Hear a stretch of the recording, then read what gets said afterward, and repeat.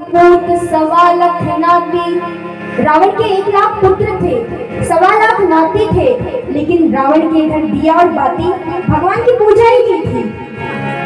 रावण के यहाँ मंदोदरी जैसी महारानी थी, इतनी अच्छी महारानी, मतलब सदियों में नाम आता है जिनका। ऐसी महारानी स्वयं सोने की लंका थी। हमारे पास जरा सा धन आता है, उसमें ही हम आकाश में पहुंच जाते हैं। रावण की पूरी लंका ही सोने की थी, लेकिन क्या करें उस सोने का। कभी आपने सुना रावण के मुंह से कि आइए प्रभु आज मेरे घर यज्ञ कर दो। रावण के घर सतचंडी यज्ञ है, रावण के घर भागवत कथा है, रावण के घर शिव पुराण है, रावण के घर 1000 ब्राह्मण भोज में आए हैं। और लक्ष्मी पापी के भी होए, संत समागम हरि कथा, तुलसी दुर्लभ दोए। था ही नहीं। रावण के घर केवल मार काट यही सब थी। इसीलिए महाराज जी का धन्यवाद करें जिन्होंने यहाँ पे पांडाल लगाया, जहाँ यहाँ पर शिव पुराण रचवाया, यहाँ पे शिव पुराण की कथा करवाई, और हम सब और आप लोग बड़े भाग्यशाली हैं जो इसे सुन रहे हैं। इसी पर एक कथा आती है कि गुरु क्या होता है। एक गोबर का कीड़ा और एक भवरा मित्र थे। दोनों में इतनी तगड़ी मित्रता थी कि एक साथ दोनों ने बोला कि आज तू मेरे घर आ। तो भवरे ने कहा गोबर के कीड़े से, तू मेरे घर रहने आ। तो अब गोबर का कीड़ा भवरी के वहां रहा। भवरा कहाँ रहता है? फूल में। जैसे ही गोबर का कीड़ा जाने लगा तो भवरे ने कहा कि आज मैं पहले तेरे वहां रुक जाता हूँ क्योंकि शाम का समय है, कल तू मेरे वहां आना। तो आज भवरा गोबर के कीड़े के वहां बदबू में रहने लगा। अब गोबर का कीड़ा कहाँ रहेगा? गंदगी में रहेगा। तो भवरे से वहां रहा नहीं गया, पर मित्रता इतनी तगड़ी थी कि रहना पड़ा, क्योंकि बुरा लग जाता। तो अब जैसे तैसे भवरे ने वहां दिन काटा। अब क्या हुआ कि भवरा अब अगले दिन गोबर के कीड़े को लेके गया फूलों के पास। कहने लगा, मित्र यहाँ मैं फूलों में रहता हूँ, तुम भी यहाँ आओ।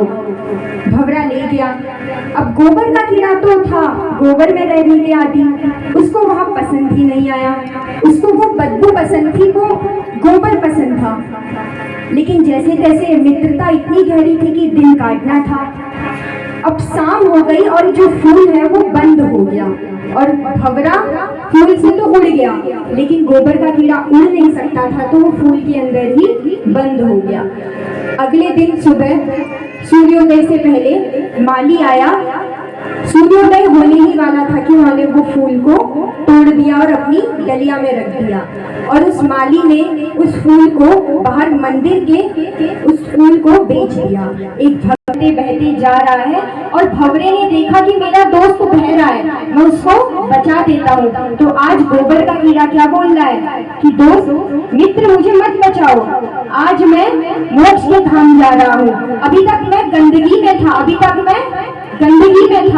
लेकिन आज मैं गंगा जी की गोद में हूँ। आज मैंने सुबह से खूब मंत्र। पर गोबर का कीड़ा कौन है? ये है हम लोग। और जो भवरा है वो कौन है? महाराज जी। अगर हम देखें तो देवस्थल महाराज जी को ले लीजिए और हम सबको ले लीजिए, तो वो क्या है? गुरु। भवरा गुरु, जो हमको सिखा रहे कि आओ इधर, यहाँ नहीं आना है, हमें घर के कार्य याद आ रहे हैं। तो हमें क्या करना है? कथा में आना है। और जब कथा में आएंगे तब हृदय की व्यथा बदलेगी, तब कथा मन में बैठेगी और कथा को श्रवण करना है। तो आज का काम उसके लिए माफ करें, क्योंकि अभी अभी कथा बोलने को बोला। तो मेरा खाना धंधे की हमें भोर नहीं डॉक्टर साहब समय का सदुपयोग भक्तों द्वारा नमस्कार दोस्तों, अभी आपको दर्शन करा रहा हूँ देवस्थल शिव प्रांगण से। और आज अभी आपको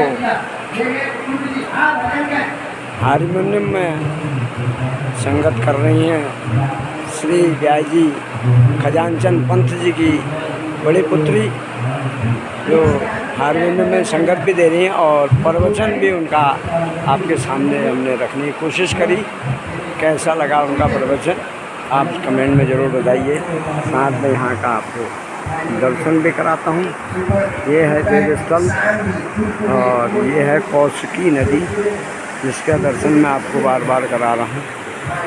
और खजानचंद पंत जी जो ब्यास जी हैं, उन्होंने अपना पूरा परिवार जो है इस सदमार्ग में लगा रखा है। ऐसे हमारे सनातन धर्म में लगा रखा है पूरा परिवार, छोटा बच्चा, दोनों बच्चियाँ और खुद भी व्यासत्व कर रहे हैं।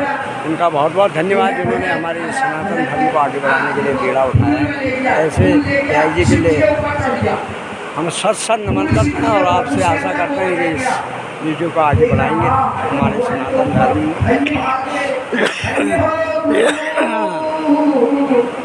कमेंट और शेयर करके आप भी इसको हमारे इस चैनल को बढ़ाने का कोशिश करेंगे। और हमारे सनातन धर्म के लिए ही हम ये काम करते हैं, उसको आप भी शेयर और कमेंट करके हमको सहयोग करेंगे। हर हर